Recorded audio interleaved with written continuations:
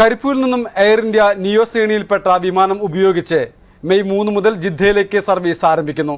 Airport authority അധികൃതരും air India അധികൃതരും Malabar development forum പ്രതിനിധികളുമായി നടത്തിയ ചർച്ചയിലാണ് പുതിയ തീരുമാനം അറിയിച്ചത്. തിങ്കൾ, ബുധൻ, ശനി ദിവസങ്ങളിൽ അർദ്ധരാത്രി 12:05 പുറപ്പെടുന്ന വിമാനം പുലർച്ചെ 3 മണിക്കാണ് ജിദ്ദയിലെത്തുക. വൈകുന്നേരം 5 മണിക്ക് ജിദ്ദയിൽ നിന്നും തിരിച്ച് ഉച്ചയ്ക്ക് 1 മണിയോടുകൂടി കരിപ്പൂരിൽ ലാൻഡ് ചെയ്യും.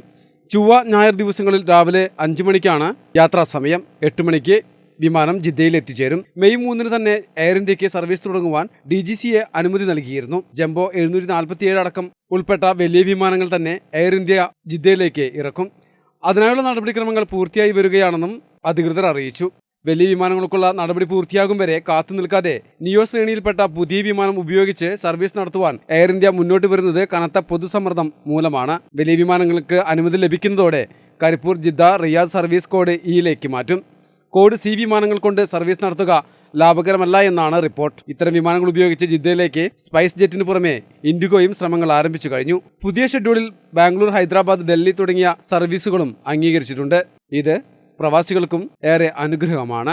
കരിപ്പൂരിലും തിരക്ക് വർദ്ധിപ്പിക്കും. മലബാർ ന്യൂസ്, കരിപ്പൂർ.